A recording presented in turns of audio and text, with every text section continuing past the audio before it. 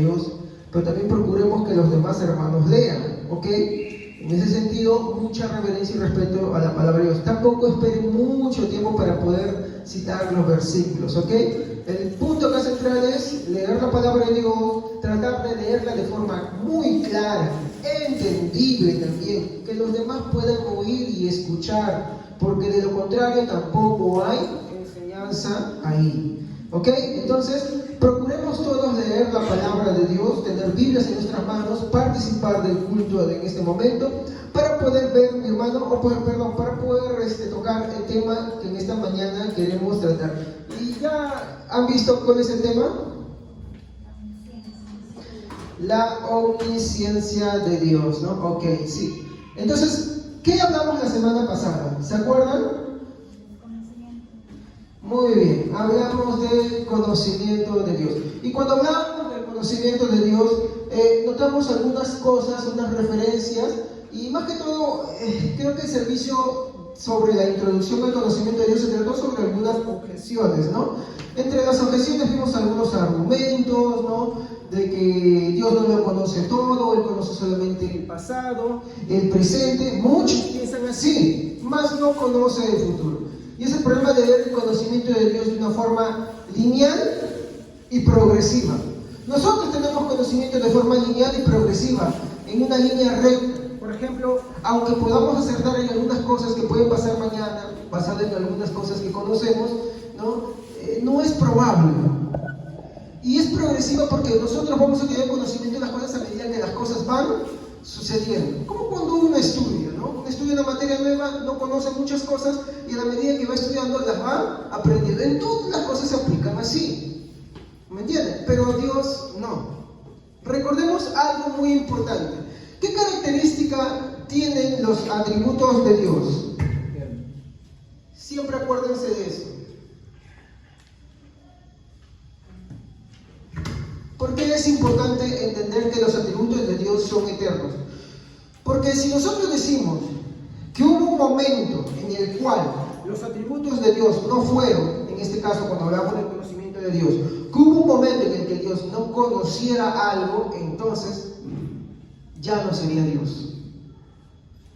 Y ese es el problema con muchas de las interpretaciones que se tienen de los atributos de Dios. De hecho, hay una gran mayoría hoy en día que cuando hablamos del siguiente atributo que va a ser la presencia de Dios, que está dentro del conocimiento de Dios, que no entienden eso. Por ejemplo, aunque ellos dicen, sí, Dios conoce todo desde la eternidad pasada, ellos dicen, bueno, ¿cómo es que Dios me conoció a mí? Bueno, es que Dios en el pasado miró al futuro y vio que yo iba a creer en Él. Parece bonito, suena bonito, pero cuando tú dices que Dios miró al futuro, estás diciendo que Dios miró ¿desde dónde? ¿Desde qué punto? Desde el pasado. Entonces, aunque uno no se dé cuenta y suena bonito, hay un mensaje atrás. Es que hubo un momento en el que Dios no conoció algo y tuvo que hacer algo para conocer eso. Entonces ahí un atributo ya no es eterno. ¿Quiénes son las únicas personas que no pueden conocer algo en el futuro a menos que ellos puedan mirar al futuro? Claro, no estoy diciendo que podamos, pero si vemos una película de Volver al Futuro, qué sé yo, de tantos viajes en el tiempo, ¿quiénes son las únicas criaturas que podrían hacerse y que pudieron viajar en el tiempo que pueden ver el futuro? Los humanos.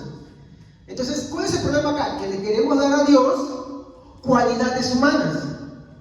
¿Y saben cuál es ese problema? Es el problema a través de la historia de la idolatría. O sea, idolatría no es solamente hacer una imagen, no es solamente venerar una imagen, es darle a Dios cualidades humanas. Y no le podemos dar cualidades humanas. Entonces, pero tristemente, hoy en día muchos creen eso. Y eso está mal. Y eso conduce a muchas herejías. Cuando toquemos algunos atributos más adelante, ¿no? Si es que Dios me da vida, claro está, vamos a ver muchas de las malas interpretaciones en algunos de los atributos de Dios, en los cuales hoy en día, cuando tú lo ves a la luz de la palabra, es una herejía. Y conducen a herejías. Y son muchas. Por ejemplo, ya con esto concluyo y empiezo con el tema. Dios es espíritu, ese es un atributo. Dios es espíritu. Pero algunos cuando dicen, mira, Dios dice que la vida que Él es el Padre. Como es el Padre y es el Padre. Yo escuché a alguien que me predicó una vez así, yo no Pablo, ¿no? que me dijo así. Entonces dice acá que es hombre. No entiende. Y por eso es importante estudiar por qué Dios es espíritu. Por ahí hay un tal Mesa que habla por redes sociales, usa el hebreo y el griego, así, ¿no? Y no está mal. Pero como he dicho, usar el griego y el hebreo es peligroso si es que tú no lo aplicas al contexto. ¿Estamos? Entonces, ¿qué usar? A decir que hay un Dios madre. Hay un Dios madre. Entonces, como él dice que alguna vez habla en término femenino, entonces, por eso es como, debe haber un Dios hombre, también debe haber un Dios madre. Entonces ahí está cometiendo una herejía también. ¿Y por qué suceden todas esas cosas, hermanos? Porque no se conocen los atributos de Dios. Los atributos de Dios, mi hermano, son tan importantes conocerlo, porque influencian en lo que creemos y en lo que predicamos. ¿Estamos? Como conversaba con alguien. Entonces, ¿los atributos de Dios pueden ser discutibles? No, no pueden ser discutibles. No pueden ser discutibles. No son discutibles. ¿Me comprenden? No son discutibles. O sea, no hay lugar para decir, no, ¿sabes qué? No, es otra forma. No. Ahora, lo que conocemos de los atributos de Dios, ¿es total? No. Es solamente las cosas que Dios nos ha permitido conocer a través de ¿qué? De su palabra. ¿Ok? Muy bien. Entonces, ahora entramos de lleno en lo que es la omnisciencia de Dios. Entonces, quiero por favor que veamos qué es lo que dice Hebreos, capítulo 4. Amén. Hebreos, capítulo 4, versículo 13. Por favor, mi intención acá es que todos participen y lo hagan con seriedad y con respeto. Hebreos 4:13. Y no hay cosa creada que no sea manifiesta en su presencia. Antes bien, todas las cosas están desnudas y abiertas a los ojos de aquel a quien tenemos que dar cuenta. Este atributo, queridos hermanos, es una perfección de Dios. ¿Estamos?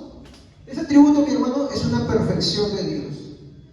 ¿Cómo dice Hebreos que es, o cómo están las cosas delante de él? Dice que todas están desnudas. Y al decir desnudas, no podemos tomarlo literalmente en el sentido de decir, bueno, está sin ropa. No, es una metáfora para decir que no hay nada que esté en medio de lo que Dios quiere ver.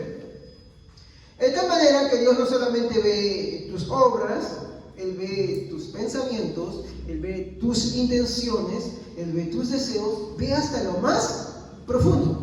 Y nada de eso está oculto ante Dios. De hecho, eso es lo que va a atacar la omnisciencia de Dios. La omnisciencia de Dios lo que busca es derribar cualquier obstáculo de justicia en el hombre. Entonces uno empieza a decir, no, yo soy bueno, yo no he hecho nada, a mí me han hecho mal toda la vida. La omnisciencia de Dios te va a decir que no. Porque para empezar, Hebreos 4:13, ¿qué nos está diciendo? ¿Qué nos dice, hermanos?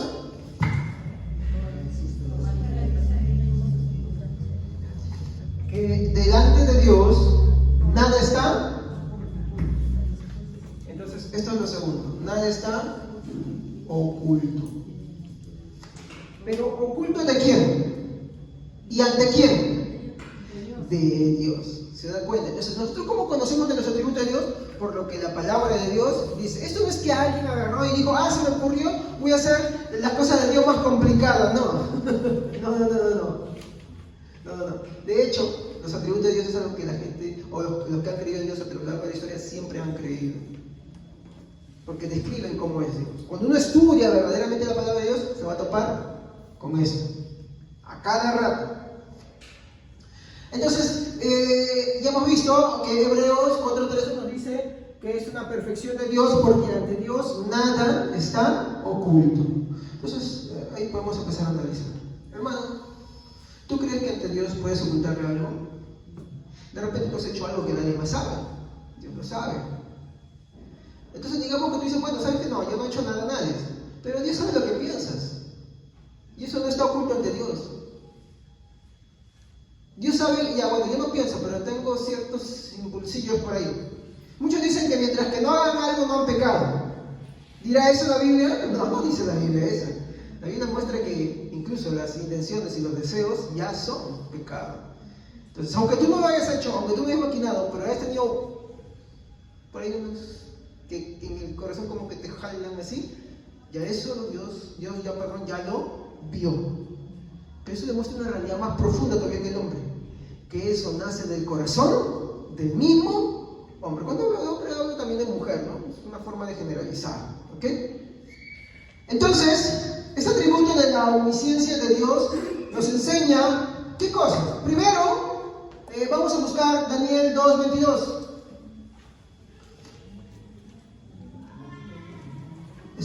Vamos a buscar Daniel capítulo 2:22. ¿Qué dice? Él revela lo profundo en lo escondido, conoce lo que está en tinieblas y con él mora la luz.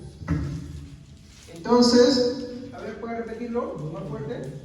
Él revela lo profundo en lo escondido, conoce lo que está en tinieblas y con él mora la luz. Lo primero que podemos sacar acá es que Dios conoce todo. Y cuando Él dice que conoce todo, habla que Él conoce todo lo posible y todo lo real. O sea, no es que Dios se lo pensó. Por ejemplo, nosotros cuando nos queremos justificar de que no somos malos, decimos, bueno, no, es que yo no hago, es que yo no soy. ¿No? Cuando tú predicas el Evangelio, dices, no, pues el Evangelio es para la gente pues, que hace lo malo, ¿sí o no? Y ellos lo hacen justificado en que ellos de repente no le hacen daño a alguna persona. ¿Me entienden? Pero la omnisciencia de Dios nos dice que Dios lo conoce todo. Y Él dice, bueno, debí poner esto primero, ¿no? ¿Ya? Que Él conoce lo real, o sea, lo que está sucediendo. Pero también conoce todo lo... ¿Qué cosa es? Todo lo posible. A ver, veamos qué es todo lo posible. Cuando tú estás batallando con tu propio pecado, surge que tú quieres hacer cosas, ¿no? ¿Y esas cosas son posibles? Sí, porque pudieran suceder como no suceder. Por ejemplo, hablamos de la fornicación. Un joven está batallando con la fornicación y hay alguien con quien puede practicar el pecado. Entonces, o pretende buscar a alguien con quien practicar el pecado. Dentro de su corazón, eso es algo posible. En la realidad puede suceder o no suceder, pero es algo posible. Ahora yo digo, ante la omnisciencia de Dios, lo real es pecado, ¿sí o no? Y lo posible también. ¿Qué quiere decir eso? Que no hay justificación. ¿Y sacaron de que, otra vez vuelvo a decir esta frase, donde que saltan los ateos? Saltan aquellos que están en la congregación y dicen, yo no creo en esto, pues no puedo creer en esto. Lo siento, ¿qué quieres que te diga? Te voy a decir que tú no eres convertido, que aunque tú estés sentado con una Biblia acá, vengas a la iglesia, puedes hacer muchas cosas en la iglesia, tú no estás convertido en verdad, tú no crees en el Señor. ¿Por qué? Porque tú estás limitando a Dios a ciertas cosas y las estás haciendo basado en tu propia justificación y no en lo que la Biblia dice. Ya te Dios todo está descubierto. ¿Ok? Muy bien. Entonces Dios conoce todo lo posible y todo lo real. ¿Qué más podemos ver? Por ejemplo, busquemos Proverbios 15:3.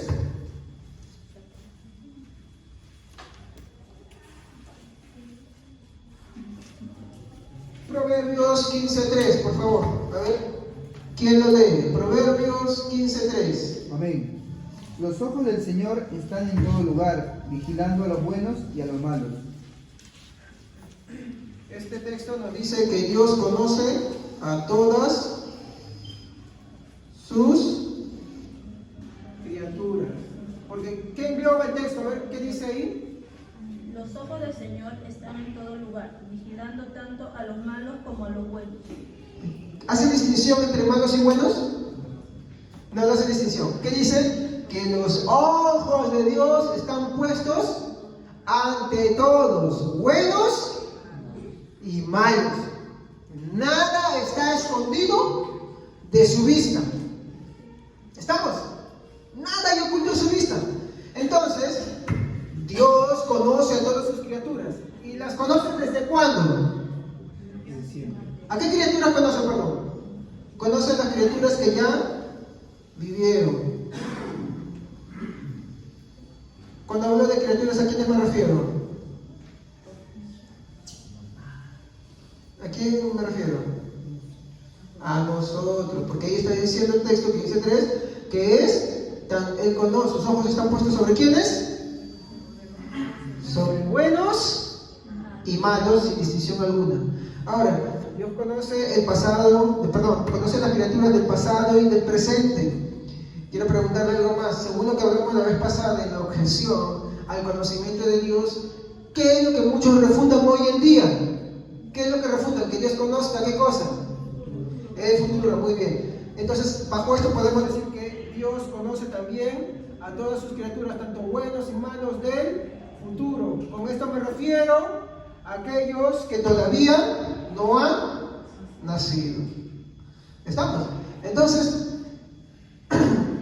Dios, mi hermano, bajo el atributo de la omnisciencia de Dios, vemos que es una perfección, y esta perfección dice que nada está oculto ante su presencia, porque Dios conoce todo lo posible y real. Lo real es las obras, y lo posible son las intenciones. Y también que conoce a todas sus criaturas, tanto buenas como malas, tanto aquellas que son del pasado, del presente o del futuro, que todavía no han nacido. O sea, Dios conoce incluso a los que no han nacido, sus accionarios, buenos y malos. Te conoce a ti, tus obras buenas y malas. Y conoce también a los que vivieron, sus obras buenas y malas. ¿Qué concluimos entonces con todo esto? De la omnisciencia de Dios. Dios no es que conozca todo, lo conoce todo. Todo lo conoce, nada le está oculto ante sus ojos. Y decir solamente que yo no haga lo malo en mi obrar no es pretexto para que anulemos la omnisciencia de Dios, porque la omnisciencia de Dios va hasta lo profundo del ser humano. Y como dice Hebreos, nada está oculto. Nosotros usamos ropa para ocultar nuestra desnudez. La metáfora que dice es, para Dios esto no permite, para Dios esto no es obstáculo para verte tal como tú eres. ¿Y por qué el autor de Hebreos usa la metáfora del desnudez? Porque cuando uno está totalmente, sin nada, desnudo, ¿qué es lo que siente? Vergüenza. ¿Sí o no? Y cuando bajo el atributo de la omnisciencia de Dios, Dios nos profundiza, nos examina o nos conoce hasta lo más profundo, ¿qué es lo que uno siente? En el primer nivel uno puede decir que cuando Dios conoce todo de real, bueno, yo hago las malas obras. Si me descubre Dios, si me ve así, entonces tengo vergüenza. O sea, por ejemplo, digamos que la gente te descubre, ¿no? Sabes que tú estás haciendo algo malo atrás. Tienes una querida, un querido por ahí, alguien con quien coqueteas. Y la gente se da cuenta y tú tienes algo de conciencia. ¿Qué es lo primero que tienes? Vergüenza, ¿no? Ya, pero digamos que tú no haces. Y de pronto ese proyector funciona y ese proyector tiene la capacidad de ver tus pensamientos y tus deseos. Y de pronto dice, aunque Javier no es adúltero, él sí piensa en el adulterio. De repente no piensa, pero tiene inclinaciones por ahí. Entonces, todo eso lo transmitimos bajo imágenes. ¿Qué es lo que ellos sentirían? Vergüenza. Bueno, eso es una forma que quiero yo dar un ejemplo, ¿ya? Eso es así ante Dios. La omnisciencia, mi hermano, es ese atributo perfecto de Dios por el cual nada está escondido ante sus ojos, por el cual Él nos conoce total y perfectamente. Ni nosotros nos conocemos perfectamente, y eso lo voy a demostrar en un versículo más adelante. ¿Ok? Muy bien. ¿Hasta ahí se ha entendido? Sí, muy bien. Ya, ok. Entonces, bajo un tercer punto, podríamos ver, disculpen, vamos a buscar el libro de los Salmos, ¿ya? Salmos, a ver, vamos a ver el libro de los Salmos. El capítulo 139, versículo 6. A ver qué dice. Traten de resolver por favor esto, que cuando se baja yo trato de hacer algo así, y así. Como el fin de semana pasado. Me sorprende todo lo que sabes. Es muy difícil para mí entender todo lo que tú sabes. ¡Oh! Me sorprende. Otra versión dice que estoy anodado. Estoy sorprendido. Y me impactó una versión que decía estoy abrumado. Creo que es la palabra que mejor describe esto. ¿Qué es sentirse abrumado cuando algo, mi hermano, está por encima de ti y es tan fuerte la presión que te abruma y no tienes excusa, no puedes decir nada para defenderte? Imagínate que un juicio te saquen todas las pruebas. Dice, no, sabes que tú has robado así. Y por ahí sale uno, sí, yo te he visto. Y otro testigo dice, sí, tú conversaste conmigo. ¿No? Y otro testigo dice, sí, tú fuiste a comprar las cosas con las cuales ibas a saltar. Y salen todos los testigos. Entonces, la carga de la evidencia te hace sentir, ¿qué cosa? Abrumado. ¿No? Por favor, léame otra vez su texto, hermano.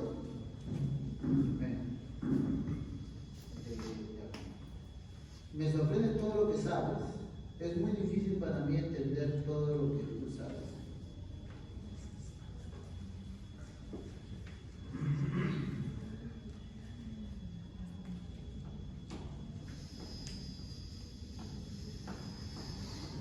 Primer punto. Mira, quiero que tengan más atención. Nada puede. ¿Qué significa puede? Poder. Pero cuando yo digo nada puede, es que, mi hermano, hay una incapacidad. Nada puede ser escondido ante él. Basta con que tú pienses. Debe haber muchas cosas que hay gente que no conozca de ti, pero Dios sí la conoce. Hay algunas cosas que de repente las tienes muy en secreto y nadie, ni la persona de mayor confianza que tú tienes, la conoce. Pero Dios dice, bajo este salmo, nada puede ser escondido ante Él. De tal manera que el salmista acá se siente abrumado de esa perfección de Dios. Y esto es importante porque a la hora que nos dirigimos ante Dios, ¿cómo nos dirigimos? Y a veces esto marca, mi hermano, entender este atributo marca la diferencia de nuestra relación de Dios. Tú ves un cristiano orgulloso, es porque no sabe de la omnisciencia de Dios. En pocas palabras, no es cristiano. Si yo necesito tratar del atributo de la omnisciencia de Dios para que sepan de la omnisciencia de Dios, yo estoy haciendo acá porque es una clase especial sobre el atributo de Dios. Pero esta forma de que Dios está esparcida por toda la Biblia. Miren ya cuántos textos estoy nombrando. Y hay una infinidad. O sea, no es un concepto simple de un versículo, no. Es esparcida por toda la Biblia, que cada libro que tú lees vas a encontrar siempre esto. De una u otra manera vas a encontrar ese concepto. De que Dios está, que Dios lo conoce todo y que nada puede ser escondido ante Él. ¿Ok? Pero también acá hay algo. Por favor, hermano Cristian, disculpe que le moleste otra vez. Léalo. Amén. De nuevo. Sí. Me sorprende todo lo que sabes. Es muy difícil para mí entender todo lo que tú sabes. Acá hay aquí viene un problema, hermanos. Y este es serio. ¿Qué dice ahí? Lo que pueden leerlo. Disculpen la letra, yo sé que mi letra no es muy buena, pero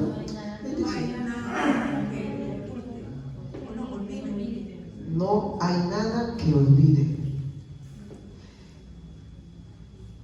¿Sabe usted que en el día del juicio delante de Él, usted va a tener que rendir cuenta por todas aquellas cosas que no se arrepintió? ¿Sí? Hay quienes en una confesión de pecado o de ofensa pública que ha hecho uno agarra y sabes que le pido perdón y todo eso. Y otra persona dice, sí, estoy bien, te perdono. Y ahí nomás se queda. Sí, no te preocupes, yo te perdono. Pero esa persona nunca se analiza si es que hizo algo. El problema de nuestra condición es que nosotros solemos engañarnos tanto de que no queremos mirar nuestros defectos. Pero Dios, aunque nosotros lo olvidemos, no hay nada que olvide. Ay, pero pastor, la Biblia dice que cuando Él perdona también, sí. Él perdona, sí. Pero, ¿cuál es el medio del perdón de Dios? ¿Qué busca, qué quiere Dios para que Él perdone tu pecado? Exacto, en ese sentido es que reconozcas tu pecado. Pero ponte a pensar cuántos pecados has cometido y que ya te has olvidado simplemente. En el día del juicio rendiremos cuentas por ellos. Porque ante Dios no hay nada que olvide. ¿Estamos? Más adelante voy a tocar ese puntito. Hay mucho por qué orar, hermanos. ¿Por qué creen que Lutero no salía del confesionario? Lutero, no, su tema principal no era la justificación por la sola fe. Su tema principal, el cual le llevó a esa conclusión, y que no es inventada, es bíblica, fue la depravación del hombre. Y acá se ve. Nosotros en nuestra depravación bloqueamos, olvidamos. Dios no. No hay nada que Él olvide. ¿Por qué? Tendríamos que ir a un atributo más, que es la justicia de Dios. ¿Se dan cuenta por qué esto es bueno para evangelizar? Es muy bueno para evangelizar. Si tú eres un mentiroso, ya tienes una falta ahí. ¿Tú crees que pasas por inocente delante de Dios? No. Si eso es el nombre de Dios en vano. Si no amas a Dios como debe de ser y buscas cualquier pretexto para no amarlo, como Él pide que hagas, no como tú piensas que debes amarlo, ya estás pecando. Y para Él no hay nada que Él olvide. ¿Estamos? ¿Por qué? Porque Él es perfecto. Muy bien. Y uno dirá, ay no, pero yo no creo, ¿cómo es posible si Dios es amor? Que de hecho la justicia y la ira de Dios nos lleva al amor. No hay amor sin justicia ni ira de Dios. ¿Estamos? Por eso es importante estudiar todos los atributos de forma completa. ¿Ok? Muy bien. Entonces, no hay nada que pueda olvidar. Acá hay un puntito que quiero tratar con ustedes. ¿Ustedes creen, mi hermano, que, bueno, ya entendemos que no hay ninguna acción que Dios no conozca del hombre? ¿Estamos? ¿Sí o no? Ahora, mirando desde nuestra perspectiva, ¿ustedes creen que hay algo que Dios no conozca de nuestro obrar?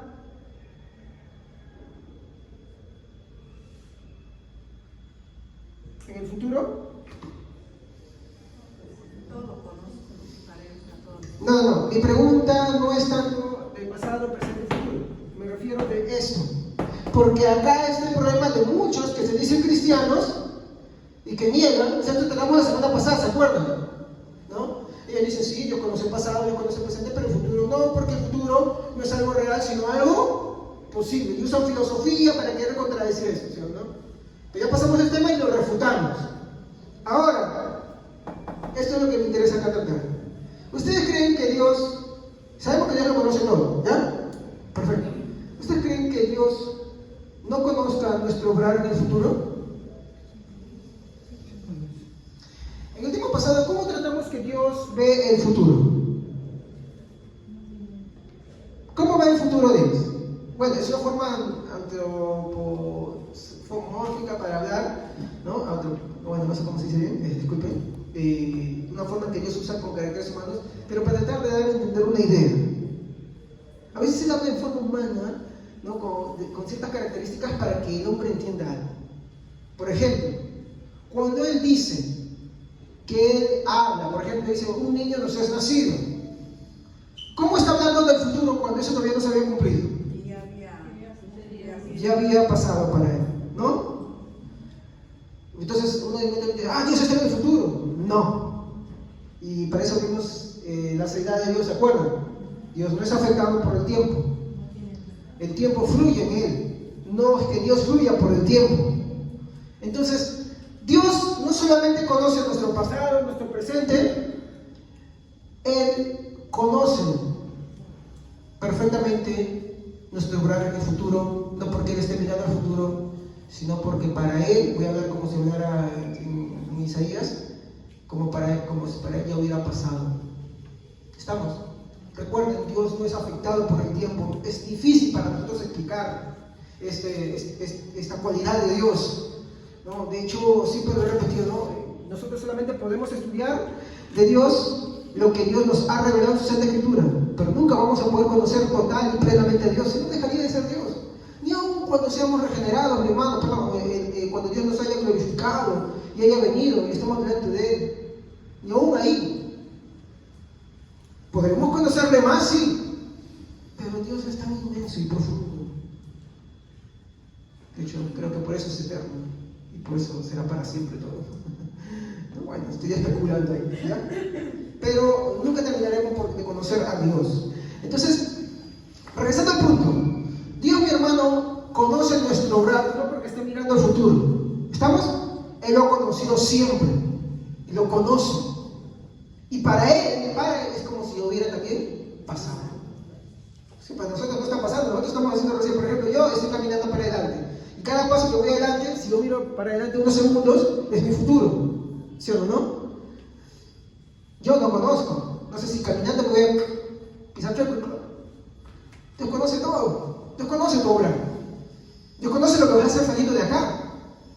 Dios sabe si de acá vas a ir y vas a meditar en esto o te vas a ir a pecar. ¿Cuántos cristianos terminan de iglesia, el servicio y se van a pecar? Es la verdad. Se van a hacer normales, se van a encontrar con un chico, una chica por ahí para hacer qué sé yo. Pero Dios ya lo sabe. Dios lo conoce. Ahora esto nos parece, no, pues sí, Dios conoce. No, es que no entienden las implicancias. Esto nos va a llevar al tema de hablar del atributo de la justicia y la ira de Dios. O sea, esto lo que busca es que el hombre entienda su condición y tenga temor de Dios. Aprenda lo que es el temor de Dios. Muy bien, seguimos. A ver, bajo esto vamos a ver el Salmo 139. A ver, Salmo 139, discúlpeme, creo que es del versículo 2 al 4. A ver, por favor, búsquenlo. Salmo 139, versículo 2 al 4. Tú has conocido mi sentarme y mi levantarme, y has entendido desde lejos mis pensamientos. Has escudriñado mi andar y mi reposo, y todos mis caminos te son conocidos. ¿Esto no? ¿El versículo 2 al 4? A ver, ¿quién más lo lee? Pues aún no está la palabra en mi lengua, y aquí, oh Jehová, tú lo sabes todo. Amén, hasta ahí está bien. ¿Qué es lo que dice este versículo? Que Dios conoce tu levantarte como tu sentarte. ¿Pero es lo único que Él conoce? Dice que ni aún la palabra está en tu boca y Él ya lo conoce. Entonces, esto es correcto. No estoy inventando. Eso es correcto. Dios sabe lo que vas a hacer. Aun cuando tú no lo sepas. Tú no sabes qué hacer. Hay muchas cosas que tú planeas, hay cosas que no planeas. Sobre las cosas que no planeas y tú vas a obrar, Él ya las conoce. Y las sabe perfectamente. Y ninguna pasa desapercibida por Él. ¿Por qué Él está viendo el futuro? No, porque Él siempre lo conoció desde la eternidad pasada. Porque ese es un atributo que habla de su perfección. ¿Ok? Entonces, veamos por ejemplo, tomemos algunos ejemplos, ¿ya? De esto. Veamos a alguien muy conocido. Caín. A ver, con respecto a Caín, ¿cuál es el delito que caracteriza a Caín? Muy bien. Mató a su hermano, ¿no? ¿Cuántos asesinos de hermanos hay acá? A ver, ¿cuántos asesinos de hermanos hay acá? Hay muchos. Sí, desde el momento que tú no le quieras predicar y irte a tu casa, algunos hasta pecar. ¿No? no quieren predicar a sus hermanos, es pecado. De momento que tú estás buscando un interés en alguien que no es noble, que no es bueno, tú ya eres un asesino.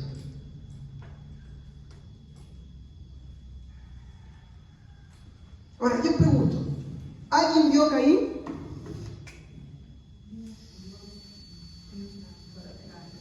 ¿Hubo algún ojo que vio a Caín? Solo su hermano. Claro, porque estaba conmigo. Pero Dios es el que ve. Ningún ojo vio a Caín matar a su hermano. Ningún ojo lo vio. Cuando hablamos de ningún ojo, hermanos, no estoy hablando de su hermano que estaba muriendo, hablo de testigos. Cuando hablamos de que un ojo lo vio, y también eso estamos hablando de testigos. Un muerto no testifica a su favor. No habla a su favor. ¿Por qué? Porque está muerto. No puede defenderse. Pero sí, alguien lo vio. ¿Y ese alguien cómo es? ¿Cómo se llama? Dios, perfecto, ¿no? Ahora, veamos que dice Génesis, capítulo 4. A ver, por favor, Génesis 4, 7. Hermanos, por favor, procuren leer la palabra de Dios todos. Génesis 4, 7. Si tú haces lo bueno, yo te aceptaré. Pero 4:10, yo me confundí. Pero el Señor le dijo, ¿qué has hecho? Escucha, la sangre de tu hermano clama a mí desde la tierra. Claro. No hubo testigos, pero Dios sí lo vio. ¿Qué nos enseña esto? Tú puedes hacer algo en secreto que nadie más conozca, que nadie puede enterarse, pero Dios.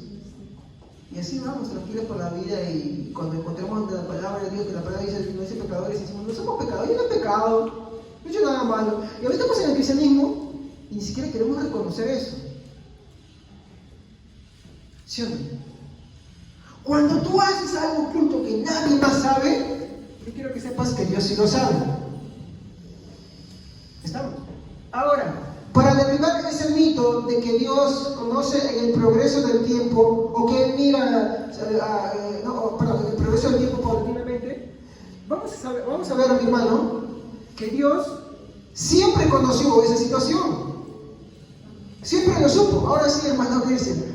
Génesis 4:7.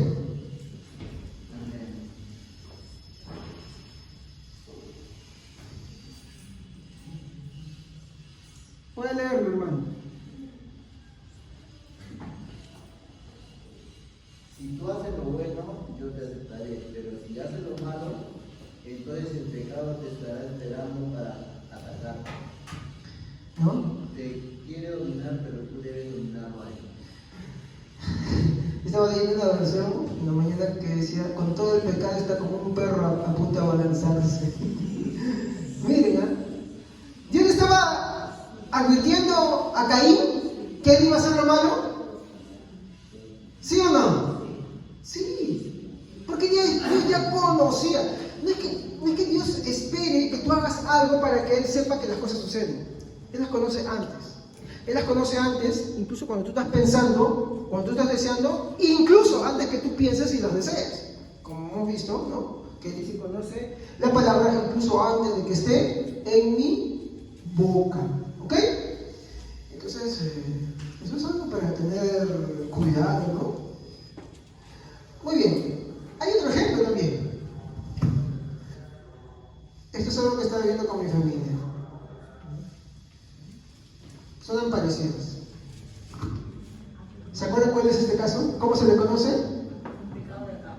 Ya. Y en otro nombre más elegante, Acán el anatema. Sean bíblicos, hermano. Acán el anatema. O sea, el maldito. ¿No? Entonces, ¿qué había pasado acá con Acán? Primero que Acán nadie vio, ¿no? ¿Qué pasó? Nadie vio su robo. ¿Estamos?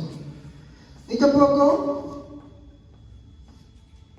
cómo escondió.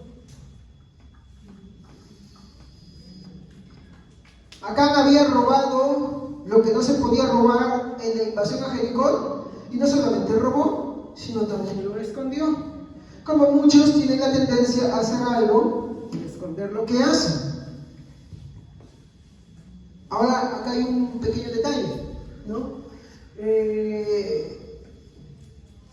Acá se le considera anatema porque por más que él vio lo que estaba sucediendo, por más que Dios le advirtió, él no se arrepintió. Y acá va el punto. ¿Qué pasó como consecuencia de que Acán no se arrepintió? ¿Qué hizo Dios? No, antes que eso. Ahí está. Dios sacó a la luz. Josué, capítulo 7, por favor, vemos Josué capítulo 7.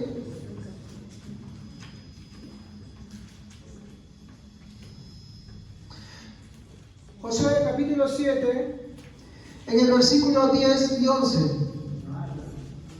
Josué 7, 10, 11. Jehová dijo a Josué: levántate, porque te postras así sobre tu rostro. Israel ha pecado y aún ha quebrantado mi pacto, que ya yo les mandé, y también han tomado del anatema, que ya han hurtado, han mentido, y aún lo han guardado entre sus enseres. Usted se da cuenta acá que ante la falta de arrepentimiento de una serie de pecados, ¿qué hace Dios? Lo saca a la luz. Nosotros muchas veces pensamos que solamente Acán robó y escondió. ¿Qué dice la Biblia?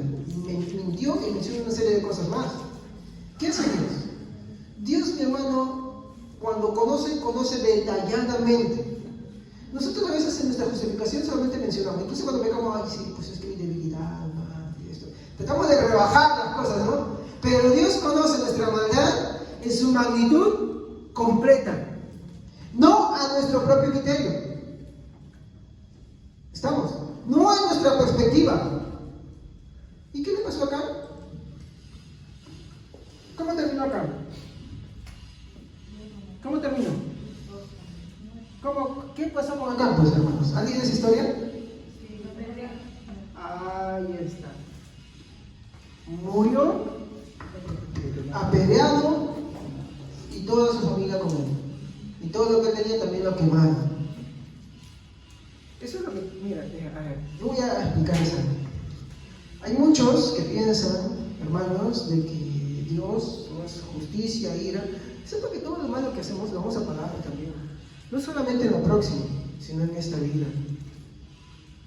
Si tú has hecho cosas en tu vida de las cuales nunca te has arrepentido, tú puedes buscar muchos pretextos y excusas.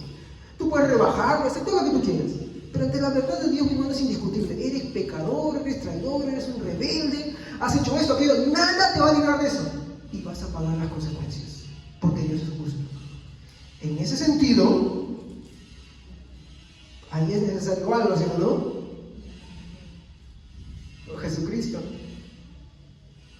¿Por qué? Porque Jesucristo en la cruz del Calvario, Él sufre el castigo de aquellos que se han amparado ante la misericordia de Él. Si tú no te amparas ante la misericordia de Dios, tú vas a tener que rendir cuentas por todo. A veces hay algunos que dicen, cuando me pasa algo malo, un dicho como dice, ¿no? Algo debo de estar pagando por lo que dice, ¿no? No es que estás pagando, estás sufriendo las consecuencias, sino que Dios en su infinito amor te está permitiendo pasar estas cosas y que sufras esas cosas para que tú, uno, reflexiones tu mal obrar, te des cuenta de que Dios no olvida, ¿estamos? Y te arrepientas. Porque no lo hace por sádico, no lo hace por malvado, Él lo hace porque Él es justo.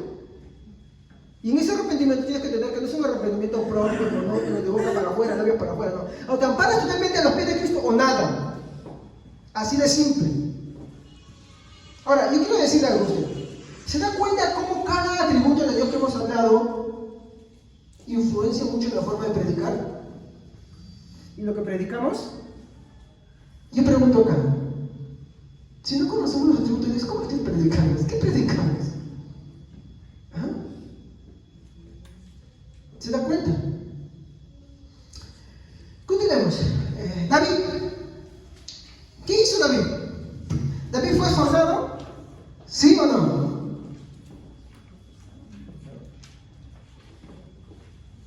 Lo voy a poner acá como yo, ¿ya? ¿David fue esforzado? Sí.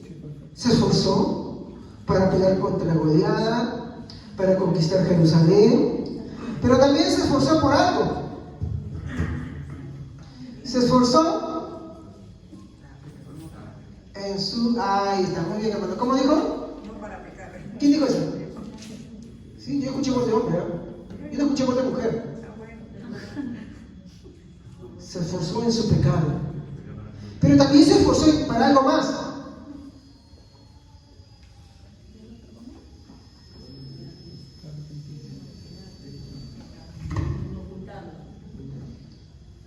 Se esforzó en su pecado, se esforzó en ocultarlo, claro, obvio, pero también se esforzó ¿en qué? En olvidar su pecado. Yo me pregunto acá, ¿cuántos nos esforzamos por olvidar el pecado? Yo no digo que cuando tú te arrepientas no te queda el hecho que tú hayas hecho mal, eso te va a acompañar siempre, olvídate, ¿ya? Eso sí. Cuando yo hablo de olvidar el pecado, hablo de no reconocer que hiciste lo malo, que en algún momento le ofendiste a alguien, agraviaste a alguien y no has reconocido. En este caso David había adulterado, no solamente había adulterado, había asesinado, entonces quiere decir que se esforzó. Pero ¿se esforzó en qué cosa? En pecar. Y al haber pecado, él no solamente ocultó, hizo algo más, en lo cual se esforzó. Se olvidó de su pecado. Y había pasado un año y para él es como si no hubiera matado, como si no hubiera adulterado en ese orden. ¿Me entienden? Se pasó unos 365 días, por lo menos, más o menos, en no hacer nada más, no menos creo. Menos sí, porque todavía, dejémoslo ya, un año por lo menos, más o menos. ¿Ya? Pero se esforzó en qué cosa, en olvidar. Tú ves que en ese periodo él decía, Señor, perdóname porque soy un pecador, hice lo malo en tus ojos. Nada, nada de nada. Entonces, viene un profeta de parte de Dios y le hace recordar su pecado.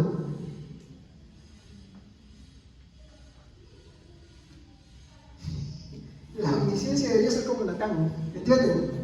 Te hace recordar tu pecado, ¿sí? Estás cometiendo ese arrepentido, pero también aquellos de los cuales no te has arrepentido.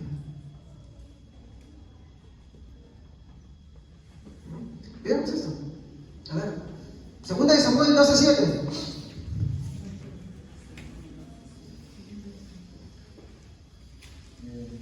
Amén. Entonces Natán le dijo a David: Tú eres ese hombre, así dice el Señor, Dios de Israel. Yo te ungí como rey sobre Israel y te libré del poder de Saúl.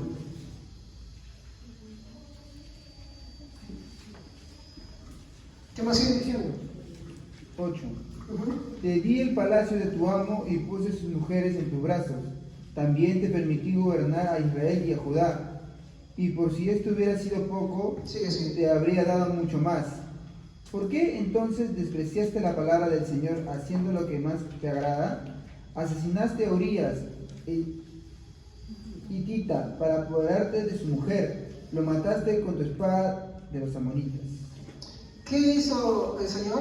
Se le hizo recordar detalladamente todo lo que hizo. Por eso yo dije, ¿no? No hay nada que olvide. Si alguno estaba buscando un pretexto para decir acá, por ejemplo, no, pastor, acá no le ha puesto versículos, eso está inventando, porque ¿me entienden? Dios no olvida nada. ¿Qué nos lleva a esto? Hay un dicho por ahí que dice ahora que el Perú está cerca a un terremoto fuerte porque hay silencio sísmico, y siempre dicen ahí que Dios nos agarre confesados. Es un dicho que dicen por ahí. Pero eso tiene algo de verdad en ese sentido. ¿Saben qué es eso? Que nosotros no sabemos cuándo nos vamos a morir. Si nosotros somos verdaderamente creyentes, ¿qué buscamos? Arrepentirnos delante de Dios. Estar en completa transparencia con Dios. Pero ahí va el orgullo humano. Muchas veces quienes quieren obviar, olvidar, simplemente no quieren honrar y reconocer su pecado, y no lo quieren hacer porque no quieren arrepentirse delante de Dios. No quieren decirle a Dios lo que Dios pide que ellos son. ¿Ok? Muy bien. Entonces, la omnisciencia de Dios es un atributo que si el hombre pudiera quitar de Dios, lo haría. ¿Sí? Y esto, mi hermano, tiene su razón, en verdad es el motivo por el cual muchos hombres rechazan hablar de los atributos de Dios en la iglesia. Por ejemplo, nosotros, ¿cuándo hemos hablado de los atributos de Dios? ¿Es la primera vez? ¿Sí o no? Usted que haya estado en otra iglesia, ¿recuerda que le hayan hablado de los atributos de Dios? No se habla. Y uno puede decir, es que no hay interés, y es que no conocen. No. Mire, el que no hay interés y que no conozcan simplemente busca justificar una razón. Es no querer conocer a Dios. Porque cuando uno conoce a Dios, Él muestra la realidad de lo que somos. Eso es la verdad. Especialmente los hermanitos que dicen, ay no, pastor, la letra mata, pero el espíritu vivifica. Ramo saca la bazooka, y no sé qué cosa más, para que eso es lo que la interpretación de la Biblia. Para decirte, por eso mira, mi corazón dice que hay que hacer esto, por eso. Esos hermanitos pecan. Y pecan bien pecado. ¿Por qué? Porque rehusan conocer a Dios tal y como Él es. Porque al conocer a Dios tal y como Él es, muestra la verdad del hombre. ¿Y sabe qué muestra? Que tú y yo somos tan pecadores como los que están afuera. Y a menos que no rindamos nuestra vida, no parcial, sino totalmente a Cristo, no entraremos en el reino de los cielos. Y que esa incapacidad para poder rendirnos totalmente ante Cristo demuestra solo una cosa: que no estás convertido. Es dura, ¿sí o no? No necesito gritar para eso, ¿sí o no? Pero es dura, ese atributo le enseña eso. Muy bien, entonces esta es la razón por la cual muchos rehusan hablar de ese atributo, ¿no? Y esto prueba algo. ¿Qué prueba esto?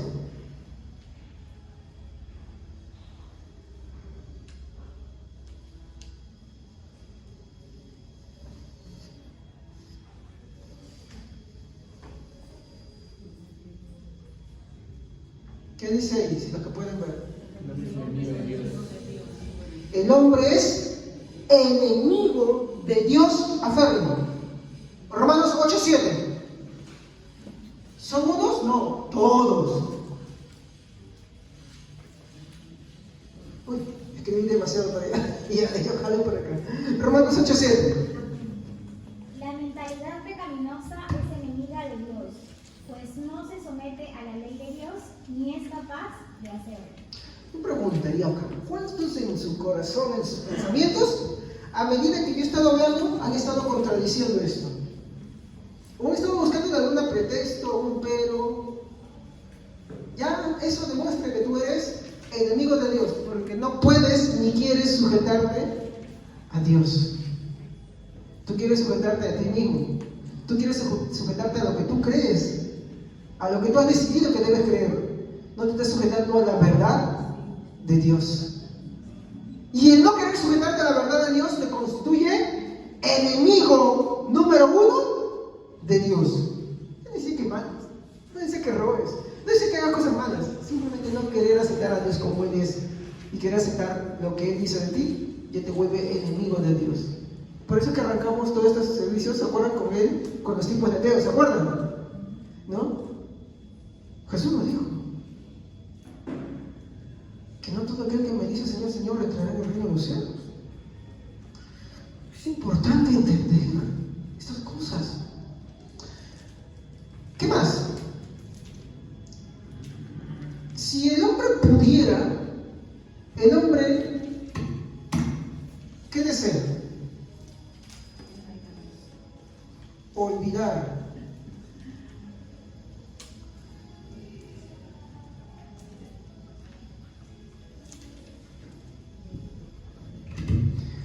¿Sí o no? A ver, hay hermanitos que pecan y cuando pecan algunos se pueden hacer un montón de buenas cosas. ¿Saben para qué hacen eso? Para sanar conciencia. Y yo no digo que no hagan buenas cosas, pero ¿será que sus buenas acciones sanan conciencia? ¿Qué tiene que hacer el hombre para que de verdad su condición sea restaurada ante Dios?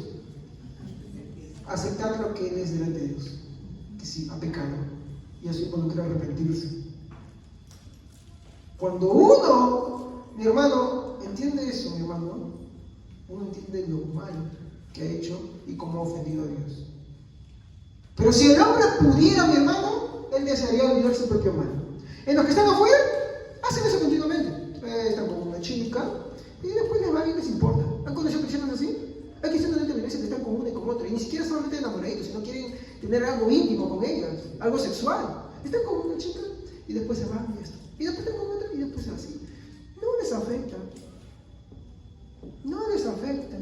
Para ellos es normal. ¿Eso qué indica? Que no es creyente, que no se ha convertido. Igualmente también hay mujeres. Bueno, no solamente cae en la categoría de los hombres, hay mujeres también. ¿Sí o no? Entonces pasa mucho tiempo y uno ya se siente tranquila, porque ya pasó las cosas. ¿Sí? ¿Será así cierto? No, hermano, es mentira. Así no funcionan las cosas. No. A menos de que tú te confrontes con la omnisciencia de Dios, no hay perdón de pecados. ¿Por qué? Porque la omnisciencia de Dios te dice la verdad cruda tal y como es. Es como, por ejemplo, el espejo. El espejo dice que el hermano Javier vino mal peinado, que acá tiene un pelo parado que odia constantemente, pero que cuando yo hablo con ustedes no me veo, ¿sí o no? Y estoy así. Y dice, sí, subí de peso. ¿No? Está rechanchito ya. En invierno. Ha acumulado calorías fabulosas para mantenerse caliente en invierno. El espejo es crudo. ¿Sí o no? El espejo te dice la realidad, ¿sí o no? Tal y como él es. Uy, sí, yo tengo bastante esa joven. Sí, viejo, es la verdad. Te dice. Pero cuando tú no quieres mirar el espejo con la realidad, dices, no, yo mido 2 metros, soy blanco, tengo bíceps, tríceps, cuando la verdad es que tengo un pánceps. ¿Ya? Un poquito chascarrillos. Algo así es confrontarse con la omnisciencia de Dios. La omnisciencia de Dios lo que hace es mostrarte todo como tú eres detalladamente hasta el más mínimo defecto. El espejo incluso te puede engañar ciertas cosas, porque según la perspectiva como lo mires, si lo miras de abajo te ves alto, si lo miras de arriba te ves bajo, ¿sí o no? Según la perspectiva, y también que no es perfecto el espejo, ¿no? O sea, cambia también. Pero la omnisciencia de Dios es una perfección de Dios, la cual no permite que haya algo absolutamente oculto en ningún nivel.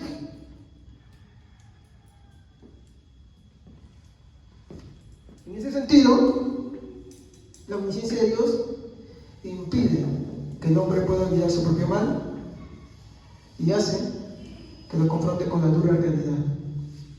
Es la misericordia de Dios en sí. Porque de nosotros caer en este engaño, nos vamos derechitos al infierno.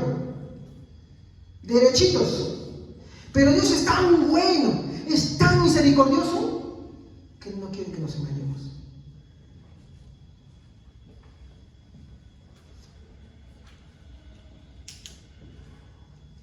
Muy bien. ¿Qué más? por su propia cuenta, él desea olvidar sus pecados. Él desea pecar, seguir pecando, sin nada que le redarguya su conciencia o le llame la atención. Tú nunca has hecho algo malo y no te has dado cuenta que has hecho algo malo, pero has seguido así simplemente como si fuera piloto automático, quieres hacerlo mal y quieres hacerlo malo. Todos hemos tenido etapas así, ¿sí o no? Todos. Ay, no, pastor, yo, si tú estás recontra el pecado, olvídate. Tú no has nacido nunca de nuevo. Todos. Puede incluso que ahorita estés atravesando una etapa así también y no te das cuenta. ¿Sí? ¿Sabías esto? La omnisciencia de Dios es tan profunda. Hoy vamos a tocar un casito así, ¿ya? ¿Qué nos dice, por ejemplo, Oseas, capítulo 7, versículo 2? Oseas, capítulo 7, versículo 2. ¿Qué nos dice? Como le dije, el hombre desea pecar, seguir pecando, sin que nada lo redarguya su conciencia o le llame la atención. Oseas, capítulo 7, versículo 2. Y no concibieran en su corazón que tenga en memoria todo su maldad. Ahora repudiará sus obras delante de mí están. ¿Qué nos dice Oseas 7:2? Nos dice dos cosas. Que Dios es tanto testigo como juez. Eso es bravo. Eso es testigo. ¿Qué cosas conoce de ti? ¿Qué cosas conoce de ti? Todo. ¿Hay algo que le puedes esconder? No. Él es testigo. Y en el día del juicio, y también en la actualidad, Él es juez contra nosotros. Sí. Porque Dios es testigo y juez a la misma vez.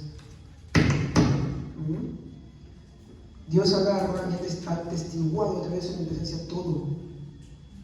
Y a la vez es el juez justo de toda la tierra.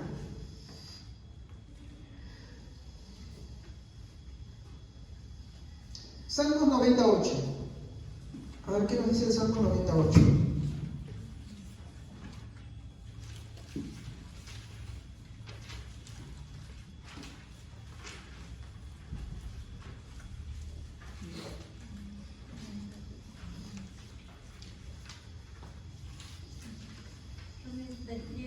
Pusiste nuestras maldades delante de ti, nuestros yerros a la luz de tu rostro. Habla un poquito más lento, a ver. Un poquito más alto y lento, a ver.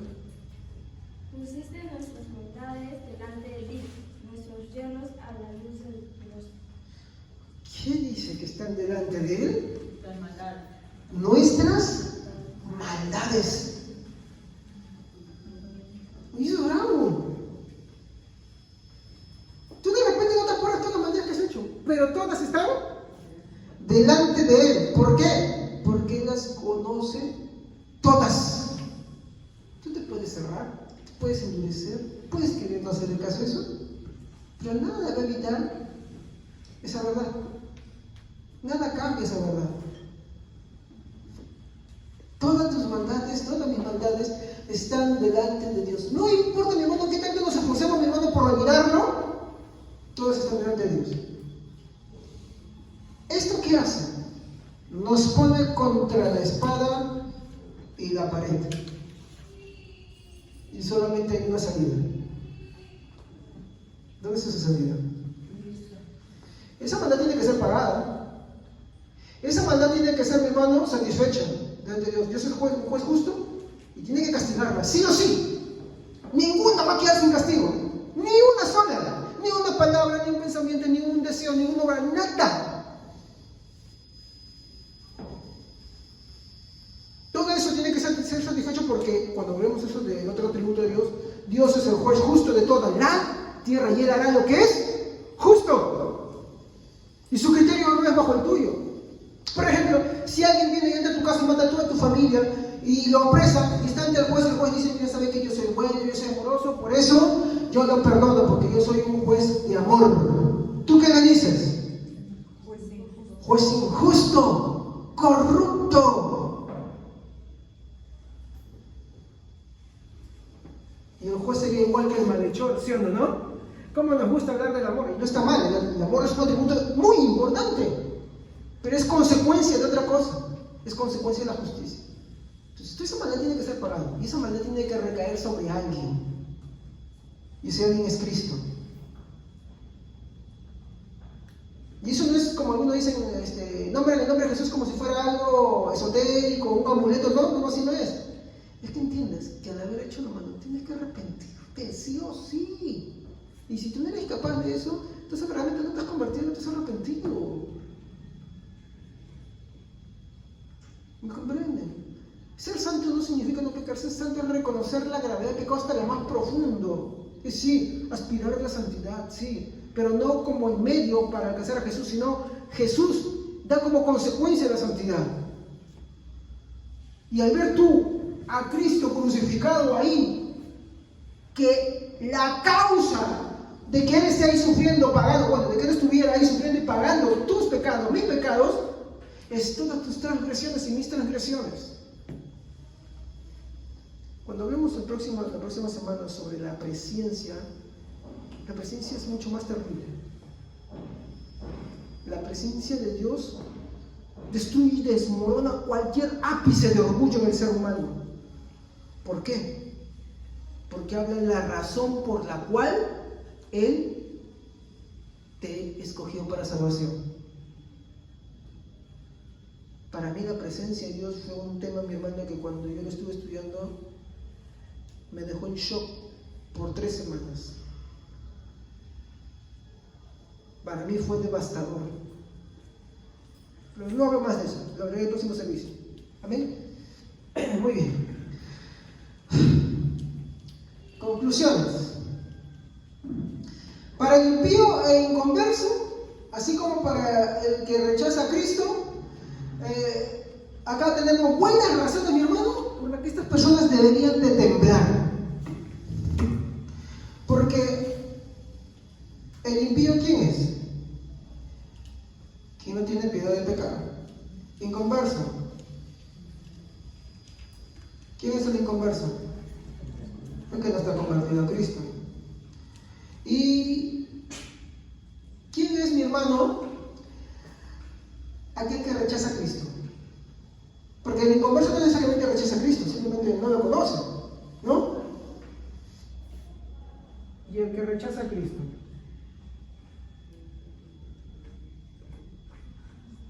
Todas estas personas, mi hermano, deberían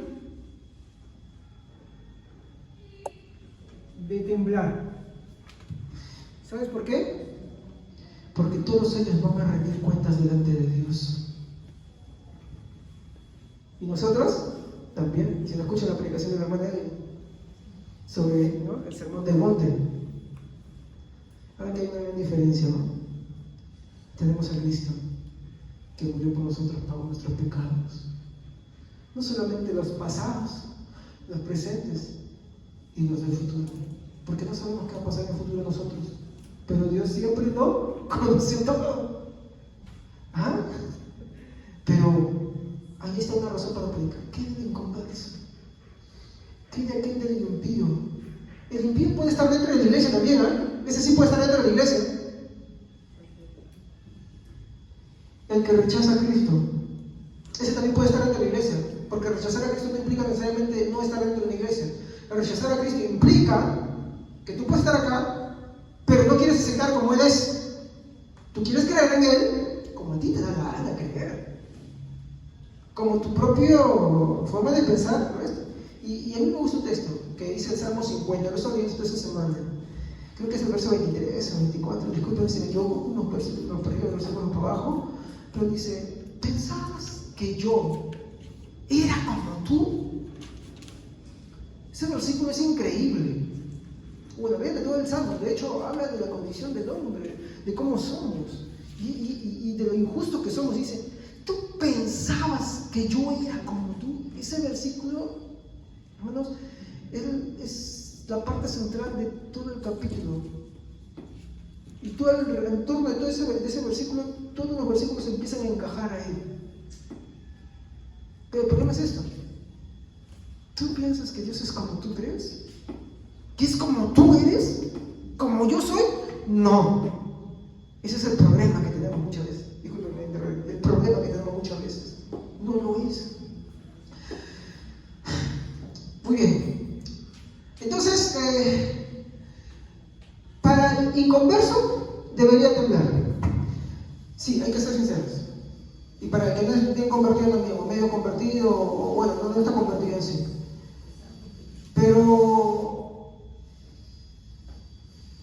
para el creyente, ¿cómo debería ser esto?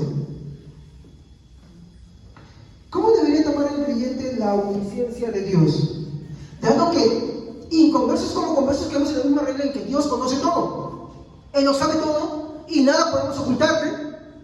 Y aún lo que no hemos hecho ya lo conoce. ¿Estamos? Tanto inconverso como inconverso estamos en la misma regla que encaja ahí.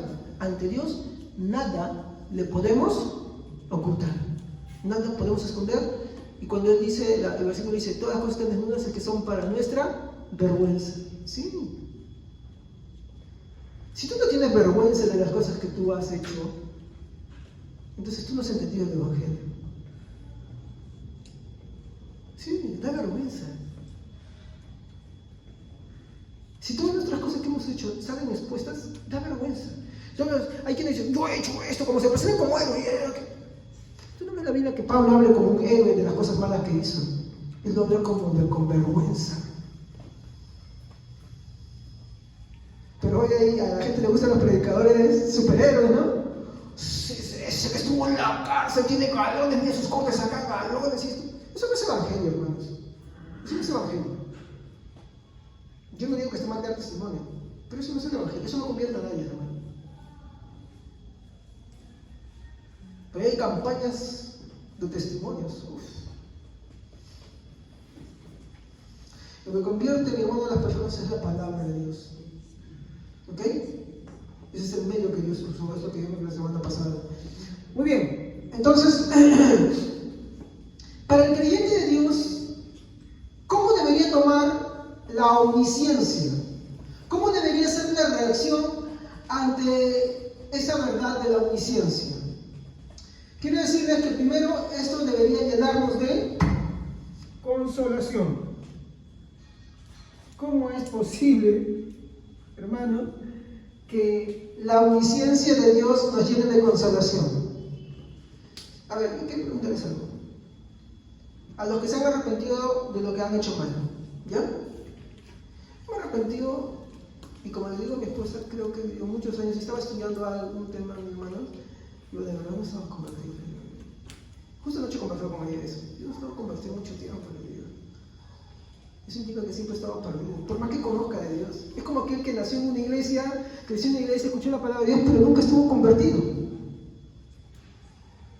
¿Y sabes cómo te das cuenta? Acá hay un pequeño detalle. Digamos que tú te has arrepentido de algo que has hecho, algo malo. ¿Te es fácil hablar de eso? No. ¿Lo hablas con orgullo? ¿Te pararías tan simple adelante a decirlo? ¿Cuál es la reacción que deberías tener? ¡Vergüenza! Pablo dice, esas cosas ni aún se nombren entre vosotros. Debería darnos vergüenza. Pero hoy en día hay cristianos que lo hablan con un orgullo increíble de las malas cosas que hacen y han hecho. Debería darnos vergüenza y debería causarnos dolor, pero también a la vez esperanza al saber cómo es que Dios nos perdonó. En el día del juicio, por ejemplo, Javier, tú has hecho esto, veredicto culpable. Y ahí sale eso, sí, pero yo morí por él. Y yo ya pagué su culpa. Hay un ejemplo que escuché. Si tú, digamos que agarras y acá te robas la consola. ¿Estamos?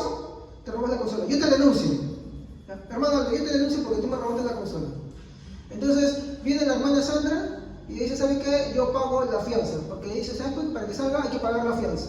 ¿Él deja de ser culpable? No. Sigue siendo culpable. Pero ya hay alguien que pagó la fianza. Somos culpables. Solo que Cristo pagó la fianza. ¿Estamos? Cristo pagó la fianza. pero no quita el hecho de que nosotros hicimos lo malo. Importantísimo, ¿no? Ahora yo le pregunto, quiero decir algo así con sinceridad. ¿Le doy la libertad que usted me diga no? Si es que me estoy equivocando acá. ¿Entender este atributo cambia la diferencia en cómo vemos el Evangelio? ¿Sí o no? Sí, no cambia, y totalmente. Ahora, si usted es un verdadero creyente, esto le va a provocar humildad, y también confianza, y descanso. Porque aquel que está a correr a la cárcel y le dicen de pronto, ¿sabes que hay una opción? Que alguien pague tu fianza. El que pague tu fianza no quita que tú seas culpable, ¿no? Pero te evitaron el ir a la cárcel. Eso es lo que hizo Cristo por nosotros. ¿Pagó la fianza? Seguimos.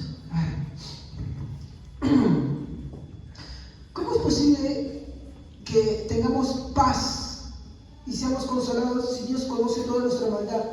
Especialmente al saber que somos culpables de todo y sin excusa que valga. No hay ninguna excusa. ¿Cómo es posible esto, hermanos? Bueno, y es ahí donde entra en escenario, como les dije, la preciosa, hermosa e inmerecida muerte de Cristo en la cruz del Calvario. Ahí es donde entra en escenario todo eso. De hecho, la omnisciencia de Dios lo que hace es empujarnos a ver, a reconocer. Es como el tribunal de los testigos. Te están diciendo, tú eres esto, tú eres aquello, mira, es esto, hay testigos, no puedes evitar. Para que tú reconozcas algo. Culpable. Soy culpable de todo. Y nada quita que sea culpable. Y el juez dice, a la cárcel, a podrirse ahí, cadena perpetua hasta que se muera. Pero ahí aparece el abogado, defensor, pagador de fianza, y no solamente es eso, el que toma tu lugar. Él toma tu lugar, porque la fianza consiste en eso, solamente que paga. Él hizo varias cosas en la cruz, hablaremos en un momento de eso. Él no solamente paga, Él toma tu lugar, Él toma mi lugar. Y a eso nos empuja la omnisciencia de Dios. Entonces el cristiano puede tener en el Señor Jesucristo paz, porque Él conoce, mi hermano, todo. Y al conocer todo, aún, y eso vamos a ver la próxima semana, aún a pesar de eso, Él murió por nosotros. Ahora, ¿se limitará solamente a tener consolación, mi hermano, al saber que somos culpables? ¿Ah? También es, ¿saben qué cosa? Paz. ¿Paz en qué sentido? Todos los cristianos, mi hermano, sufrimos de momentos de agotamiento y debilidad. ¿Cuántos no nos sentimos muchas veces agotados? ¿Qué nos agota? ¿Qué nos debilita? ¿Cómo quiere vivir el cristiano que ha nacido de nuevo? ¿Cómo quiere vivir el cristiano, mi hermano, que se ha arrepentido de verdad? Sin ofender a Dios, ¿sí o no? Sin pecar contra Dios, ¿sí o no? ¿O me equivoco? ¿O tú le pides perdón a Dios para que a los 5 minutos te vayas a hacerlo mal y dices, Señor, perdóname, ahora sí, voy a ¿dónde está? Fornicación, adulterio, robo, mentira, blasfemia. Uno hace eso no es arrepentimiento. ¿Estamos? Cuando uno se arrepiente, ¿qué es lo que quiere mi hermano hacer como consecuencia? No seguir ofendiendo a Dios, ¿sí o no? Eso es lo que Él no quiere. Pero la verdad, y esto habla de los verdaderos creyentes, sufren de agotamiento. Ellos sufren de agotamiento. ¿Y qué más sufren? Se debilitan de debilidad. ¿Por qué? Porque ellos batallan contra su pecado. Ahí está otra vez ese deseo de hacer lo malo, quiere pecar. Y tú dices, Señor, ayúdame. ¿Te acuerdas cuando estudiamos la oración del Padre Nuestro, no? Ayúdame, Señor, líbrame. Y ahí está otra vez el pecado, y ahí el pecado nos asedia. Y como dice Santiago, van naciendo de nosotros, no de Dios, de nosotros van naciendo, y ahí empezamos a pelear. Y en algunas ocasiones, el creyente cae y cede. ¿Qué hace el creyente verdadero? Se queda ahí, como la hermana me explicaba, encharcada en el suelo, ahí sí, entonces hace más calor, más charco, no, ¿qué hace? Otra vez de la omnisciencia, eres culpable. Todo destruido, todo así agarra y se levanta. Y el Señor, ofendí, pequé contra ti otra vez. Perdóname, no soy digno de ti. No soy digno de tu amor, de tu misericordia. ¿Y qué hace? Corre a los pies de su Señor. Pobre, desvalido, desventurado. Aunque destrozado por dentro, ahí hay algo, hay paz. ¿Saben por qué? Porque el que viene a Dios, Dios no lo rechaza. ¿O sí? ¿Dios rechaza al que se ampara ante Él? Dios no rechaza. Pero hay quienes, y ellos dicen, no, pues soy pecador. ¿Saben? Esas personas que dicen, no, yo he hecho lo malo, y ¿saben qué? Dios me ha abandonado. Ese es el extremo grave de la. Eso es una blasfemia. Yo me he abandonado. Otro, no, ¿sabes qué? Es que Dios no está conmigo, no, ¿sabes qué? Esto, aquello, otro. Lo único, ¿sabes?, que buscan es querer seguir pecando. Ellos no lo reconocen, ellos no se quieren ver, pero lo único que ellos están haciendo es querer perenizar su pecado. Solamente que buscan pretextos que a nuestro parecer parecen correctos, pero no, lo único que quieren es seguir pecando. Y se escudan ahí. Se escudan en eso, simplemente. Pero los cristianos, mi hermano, no somos así. En esos momentos en que el pecado, mi hermano, nos asedia, sería bueno que recordemos este salmo. Salmo 103, 14. Para los que quieran buscar la respuesta.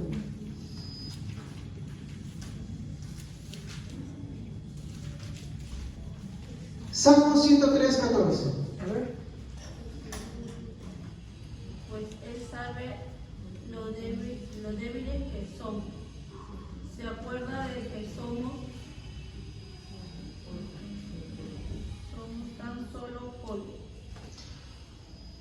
Dios se acuerda de que somos polvo, somos barro.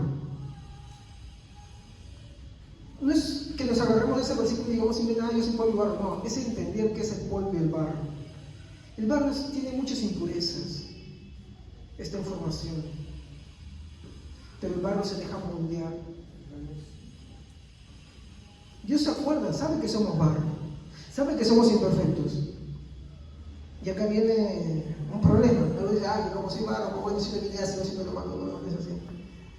El barro sí tiene cosas impuras, pero el barro se deja formar.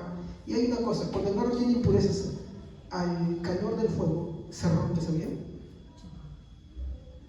¿Y qué hace entonces el alfarero? Le mete más agua, un pelo manchanca para hacer la masa completa. Ahora que yo me dedico, disculpe un poquito de mi vida privada, me dedico a hacer pan. Una de las cosas que aprendí es la formación del gluten. ¿Y el gluten qué es? Es cuando la masa de la harina se vuelve tan elástica y tan transparente que es el punto perfecto para hacer el pan. Si tú no llegas a ese punto, no hay pan. Al menos no uno rico, ni bueno, ni saludable. ¿Pero qué tienes que hacer? Ahí mi esposa me dice que últimamente estoy sacando para esto porque te... ¿Y saben cuál es la característica? No se puede amasar como uno quiere. Tiene su forma.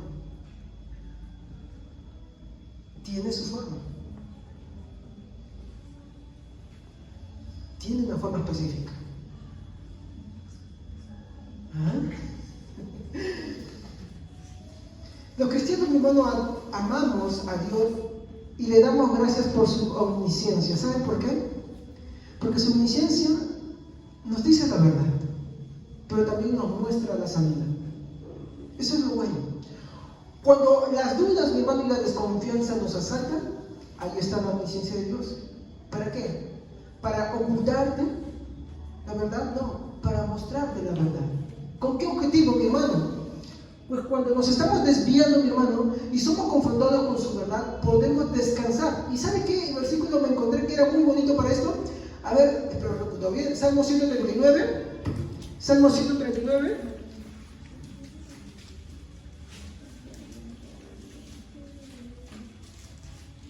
Salmo 139, versículo 23 al 24.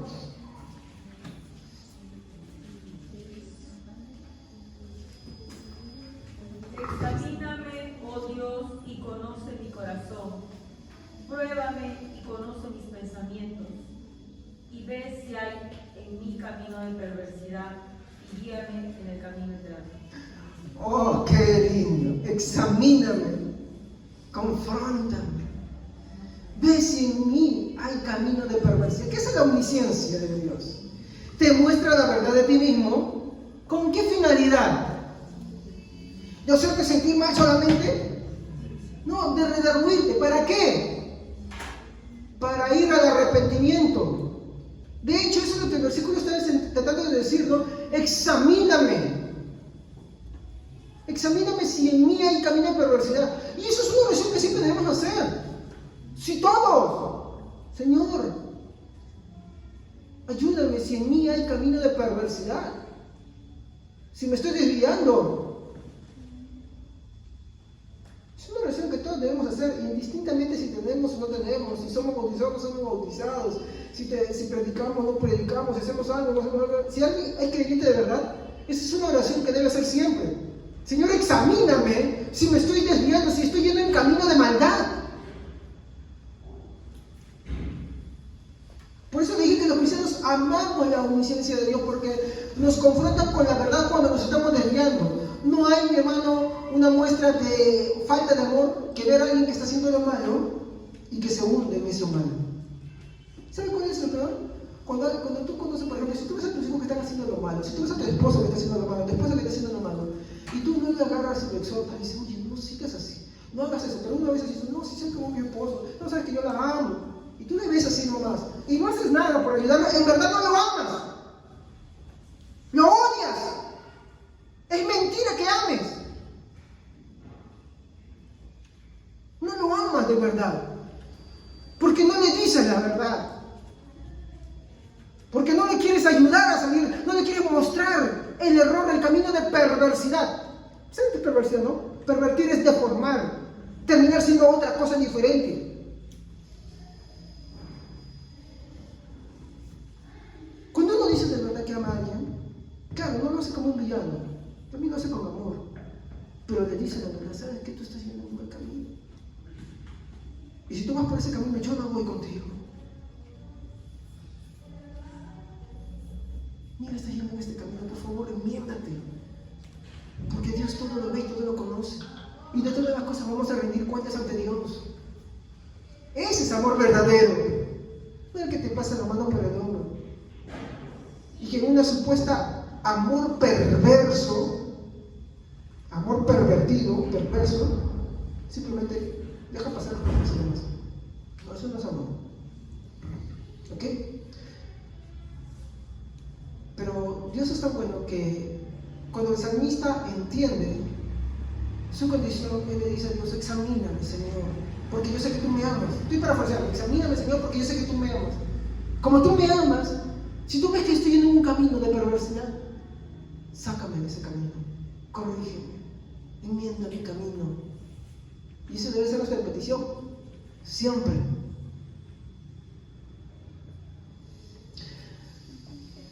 Ahora estamos hablando cuando uno está caminando, está queriendo acariciar los caminos de la perversidad, se está desviando. Pero ¿qué pasa ante el fracaso? Fracasó. ¿Qué sé yo? De tantas cosas. Moralmente de repente incluso. Cayó. Pecó. ¿Qué hay ante esta situación? ¿Cómo trabaja la omnisciencia en esta situación? Bueno, incluso en el fracaso, mi hermano, cuando esto nos acusa, ahí, cuando nuestro obrar muestra más repudio que devoción, ¿sí? Porque cuando tú pecas, aunque tú digas que amas a Dios, con tu obrar estás mostrando lo contrario, ¿sí o no? Pedro le decía, Señor, yo te amo. ¿Y qué dijo después? No lo conozco a este hombre. Maldijo, negó, afirmó. Es en esta situación que los cristianos nos derrumbamos. Los cristianos de verdad nos derrumbamos. Y nos rendimos a la verdad de Dios con esperanza. Juan 21, 17. Juan 21, 17.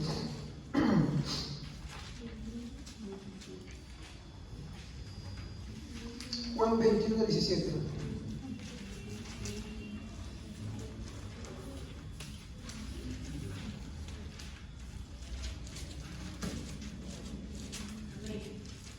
Le dijo la tercera vez: Simón, hijo de Jonás, ¿me amas? Pedro se entristeció de que le dijera la tercera vez: ¿me amas? Y le respondió: Señor, tú lo sabes todo, tú sabes que te amo. Jesús le dijo: apacienta mis ovejas. Gracias, hermano. Esto es curioso, mira, y muestra el amor de Dios. ¿Por qué creen que Jesús le dijo a Pedro por tercera vez: Pedro, ¿me amas? Porque a veces nosotros decimos a Dios: sí, Señor, yo te amo, por ti mi vida. Cuando en la verdad en nuestra práctica, en nuestra vivencia, no es así. A la hora de tomar decisiones no es así. Entonces lo que hace Jesús, en una muestra de amor verdadero, le repite 3 veces de que si lo ama o no. ¿Para qué? Para que él entienda, Pedro entienda. ¿Por qué le está preguntando? ¿Qué creen que Jesús, sin hacerle recordar su pasado, le está haciendo recordar? Sin decirle: mira Pedro, tú me dices que me amas, pero tú me has traicionado. Jesús no le dice: tú me has traicionado. Jesús no le dice: tú me has negado. ¿Le dice eso? No. Hermano, ¿le dice eso a Pedro? No le dice eso, ¿no? Pero ¿cómo Jesús, que es el maestro de los maestros, le hace recordar su pasado? Ahí está, para los que creen en la sanidad espiritual, que eso es tontería, de verdad. Por favor, no crean ni siquiera en esas cosas, ¿no?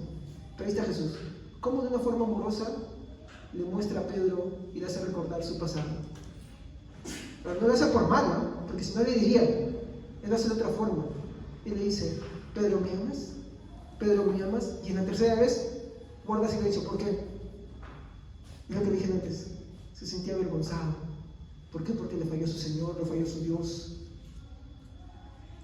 Y Pedro le dijo, y ahí está otra vez la omnisciencia de Dios: tú lo conoces todo, Dios. Tú sabes que te amo, pero también que te fallé. ¿Y qué le dice Jesús?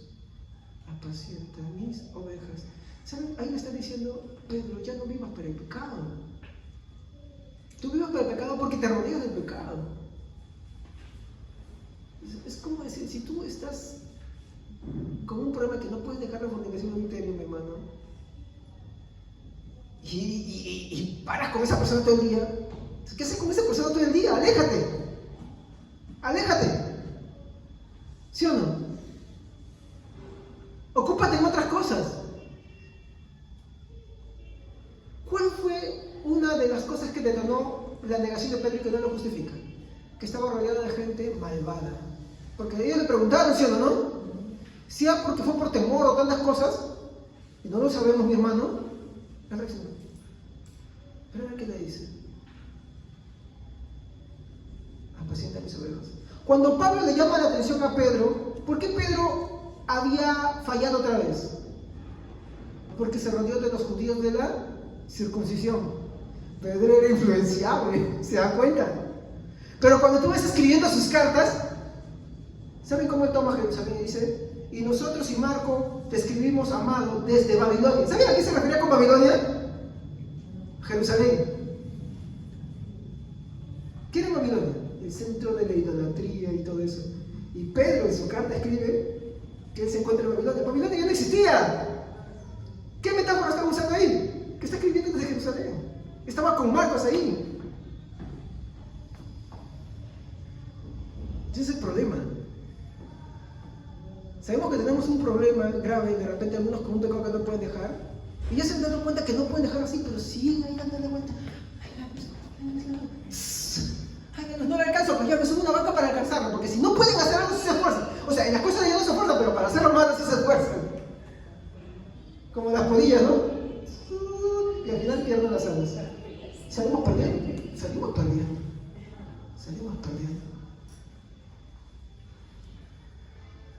Entonces, Jesús le dice: Pedro, apacienta mis ovejas. Cuando tú ves las cartas de Pedro, ahí le hace caso a ese consejo. Está apacentando sus ovejas. ¿Y qué oveja tenía? Marcos, el escritor del Evangelio, al que Pablo toma y lo reconoce como hijo suyo también, en la fe. Y bueno, esto es parte de la tradición. Se dice que cuando Pedro estaba huyendo y los discípulos de Pedro lo estaban viendo escapar, él tiene una visión de Jesús que le dice: estoy yendo otra vez a que me crucifiquen a Jerusalén. Entonces, él agarra y entiende que no debió huir. Se acuerda de las palabras de Jesús que le dijo: te llevarán, y va hacia su crucifixión y lo cuelgan de cabeza. ¿Se dan cuenta? La omnisciencia de Dios no solamente muestra nuestra condición, nos aconseja. Nos aconseja.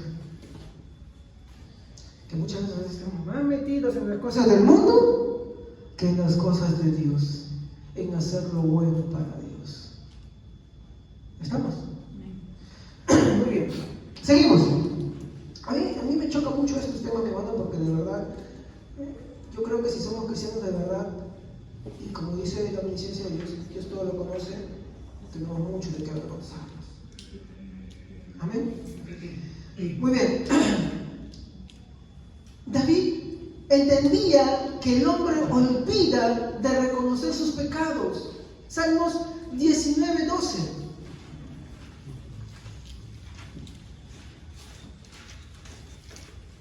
Perdón, de repente me estoy confundiendo casi David, ¿no? Pero el salmista así dice esto. A ver, por favor. Salmos 19:12.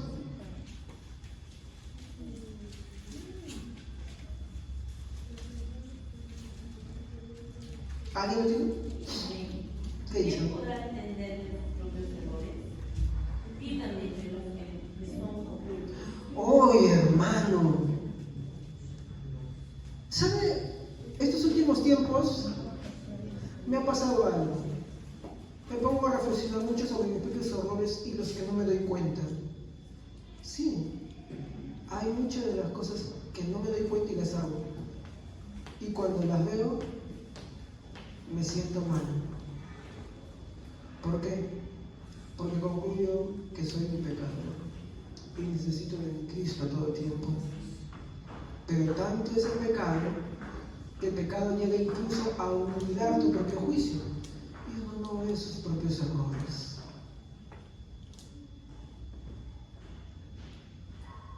En Salmo 51:5, ¿qué dice? Este va a ser mi versículo central para finalizar esto. Salmo 51:5. Por la prisa del tiempo voy a obviar algunos versículos, pero vamos a entrar más que todo en este versículo. Salmo 51:5. He aquí en maldad he sido formado, y en pecado me concibió mi madre. He aquí, en maldad he sido formado, y en pecado me concibió mi madre. Esto yo lo tomo de las notas de Spoglio. David, mi hermano, acá se encuentra, mi hermano, sorprendido, abrumado, devastado al descubrir el origen de su pecado. David no estaba en ningún momento al decir: el pecado me concibió mi madre. No estaba intentando buscar, mi hermano, una excusa, mi hermano, no estaba intentando justificarse para nada. Su intención, mi hermano, era reforzar y completar su confesión. Porque David, mi hermano, reconoce que su pecado no se limita a esa ocasión. Eso es lo que pasa a nosotros. Muchas veces decimos: no, ay, sí, este pecado, no. El problema no es el pecado presente, el problema es la raíz de todos los pecados, del cual procede el pecado que podemos cometer en el presente. Él reconoce, mi hermano, que el problema, mi hermano, no es, mi hermano, solamente lo que hizo en este momento, de agarrar y después ser el autor intelectual de una muerte y de un adulterio, sino que reconoce que la raíz de ese pecado es más profunda en él. Él no le causa orgullo esto. Él no lo toma como si fuera un galardón. Lo que él intenta es reconocer qué tan profunda es su condición de pecado, qué tanto está calado en su interior.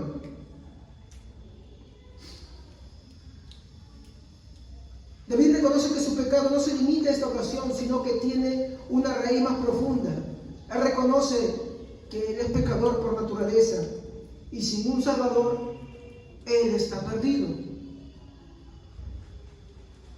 Esa es la condición. La omnisciencia de Dios busca mostrarte eso.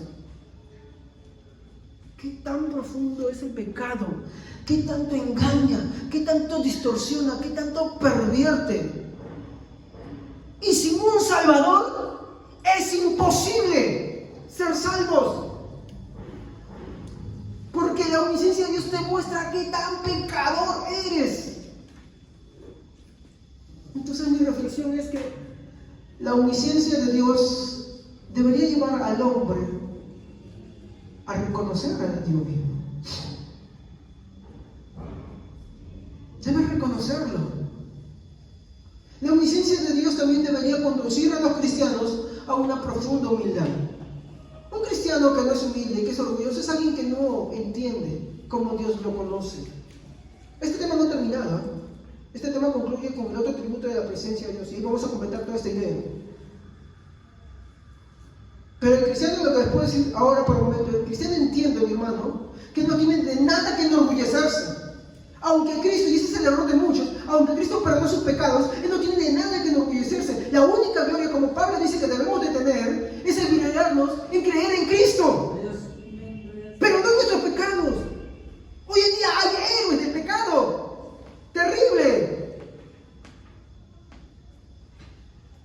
Algunos dicen, no, es que eso era cuando era mundano. No, ¿y ahora qué cosa eres? La omnisciencia de Dios debe hacernos reflexionar que somos pecadores, y esto lo han dicho muchos hombres a lo largo de la historia del cristianismo, somos pecadores compulsivos. No podemos dejar de pecar. ¿Qué está diciendo el pastor? Sí. De repente tú ya no fornicas, de repente tú ya no adulteras, de repente tú ya no haces una cosa, pero eso no quita que eres un pecador compulsivo. En el catolicismo existe un credo antiguo que sí es cristiano y que muchos cristianos o muchos protestantes harían bien en recordarlo. Bueno, los verdaderos protestantes sí lo tienen presente, los verdaderos reformados sí lo tienen presente, y nosotros deberíamos tener presente esa plegaria. ¿Qué dice? Yo confieso ante Dios que he pecado mucho. Solo quien entiende a Dios, a mí esto me despedaza.